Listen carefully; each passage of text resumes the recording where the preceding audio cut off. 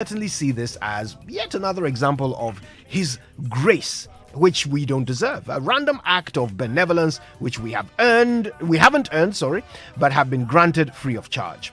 Now, I agree with the fact that being alive today is an act of grace, but as to the randomness of it, well, I have a slightly different perspective for your consideration. Now, what if your survival is not a coincidence? What if it wasn't by simple act of random benevolence that you lived to see today? What if it wasn't by luck that this morning we're counting you among the living and not the dead? What if it was all very deliberate? You see, no matter where you are, at home, at work, in the car, wherever you are right now, just take a quick look around you. You will notice patterns in how God created everything. There's always a balance between all things and a purpose for all things.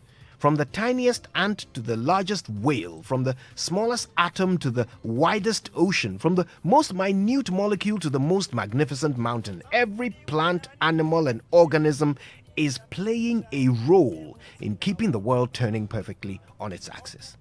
Every fragment of this planet is playing a unique and irreplaceable role in keeping us all alive.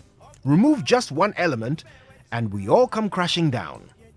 It was Albert Einstein who famously said, "If the bee disappeared off the face of the earth, man would only have 4 years left to live." And if ever there was a man who understood patterns, it was Albert Einstein. Now, here's why Einstein was spot on. If bees did not exist to carry pollen from one plant to another, perhaps about 80% of all plant life would die out. The remaining plants that can reproduce without pollen would be in dangerously short supply, as all animals, including man, might be the last to go. Let me take that again. The remaining plants that can reproduce without pollen would be in dangerously short supply, as all animals, including man, fight over them until they also run out. Then the animals would die. Man might be the last to go, but with no plants or animals to keep the ecological cycles of Earth alive, the planet itself would die beneath us, leaving the few human survivors with nothing to survive on. It might take longer than Einstein's 4 years, but our death as a race would be inevitable. All because we lost the bee. So, my dear friend, it starts to become clear that the intelligent design with which God made all things is visible in everything.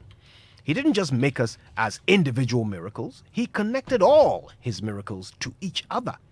In the same way that every single organ, tissue, sinew, and vein in our bodies are connected to each other so that the removal of one affects the function of all others, that is how each and every one of us has been designed and designated a function, without which the very earth will fall.